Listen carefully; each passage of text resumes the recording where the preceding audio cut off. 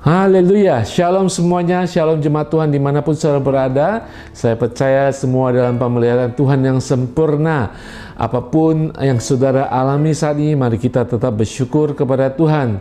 Karena Dia Allah yang baik, Dia Bapa yang baik. Amin, haleluya. Hari ini saya akan berbicara dalam renungan kita pada saat ini dengan judul Sukacita di dalam Pencobaan. Wah, susah sekali, benar saudara, susah sekali untuk kita bisa bersuka cita dalam pencobaan. Tapi mari kita dengarkan firman Tuhan dari kitab Yakobus, pasal pertama, ayat kedua sampai keempat.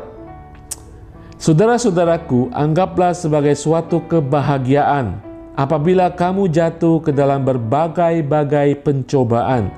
Sebab kamu tahu bahwa ujian terhadap imanmu itu menghasilkan ketekunan.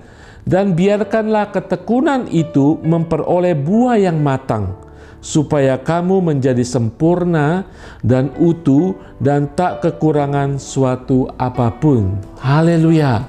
Firman Tuhan mengajak kita untuk bersukacita, berbahagia ketika kita mengalami berbagai-bagai pencobaan. Saudara sekalian, saya mengerti sebagai manusia, sebagai orang yang percaya sekalipun, ketika kita mengalami pencobaan, tidak segera membawa kita pada kesukacitaan atau kebahagiaan.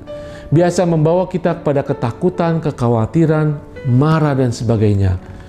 Saudara, mari kita perhatikan emosi-emosi ketika kita mengalami penderitaan, pencobaan, penganiayaan, biasanya akan mengendalikan kehidupan kita, yang ujung-ujungnya akan membawa kita dalam kehidupan berdosa.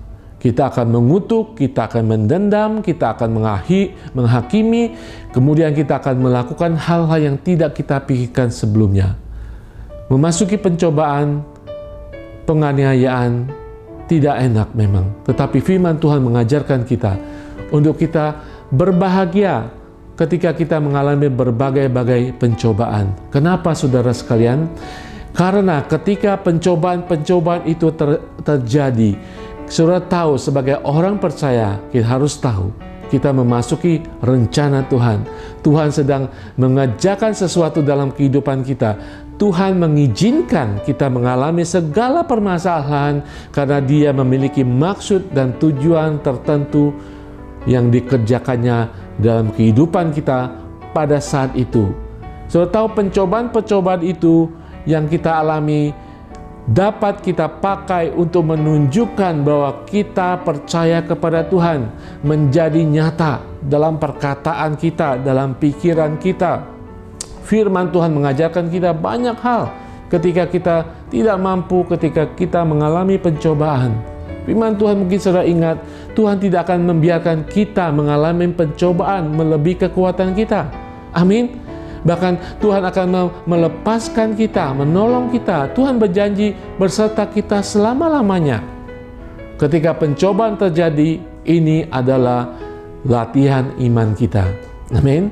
Ketika iman kita diuji, kita akan dibawa lebih tinggi lagi. Ketika kita mengerti pencobaan datang, kita tetap percaya kepada Tuhan. Iman saudara sedang naik, saudara. Itu adalah pernyataan iman saudara secara nyata. Langkah iman, praktek iman saudara. Ketika saudara percaya Tuhan tetap memegang kehidupan saya ketika pencobaan. Mungkin pencobaan tiba-tiba datang yang kita tidak pernah pikirkan. Ingat, Tuhan selalu ada dalam kehidupan saudara. Seorang hamba Tuhan namanya Hudson Taylor, seorang misionaris yang luar biasa. Dikatakan di rumahnya selalu ada satu figura yang tertuliskan Ebenezer dan Jehovah Jireh. Hanya dua kata dalam bahasa Ibrani, Ebenezer dan Jehovah Jireh. Ebenezer berbicara tentang Tuhan sudah menolong saya sampai saat ini.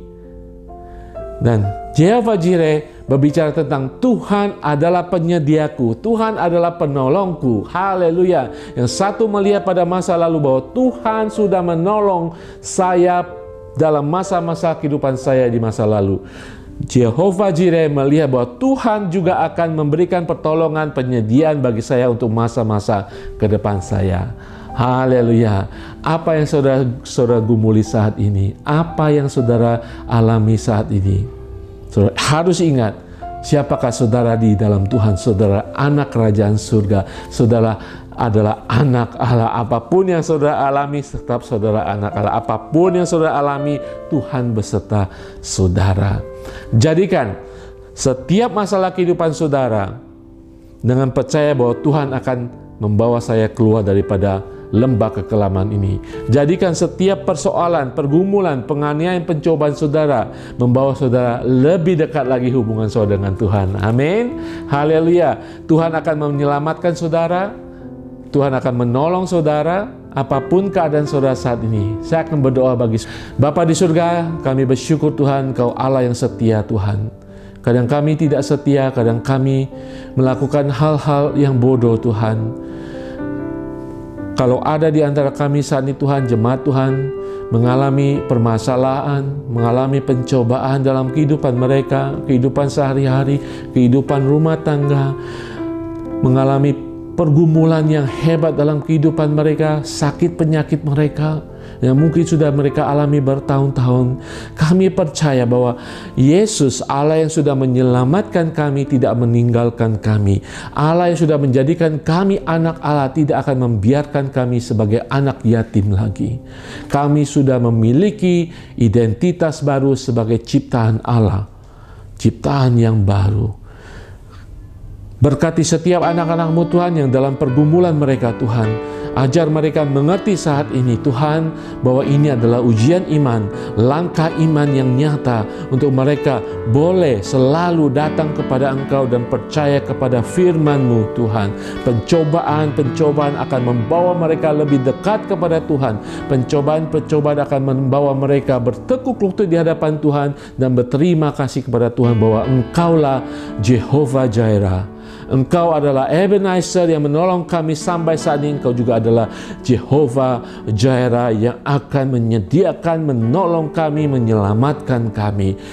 Hamba boleh berbicara untuk setiap pencobaan dalam setiap anak-anak Tuhan.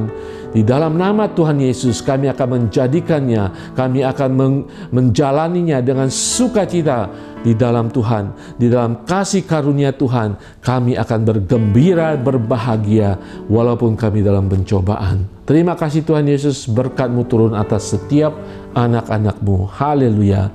Amin. Amin. Tuhan Yesus berkati.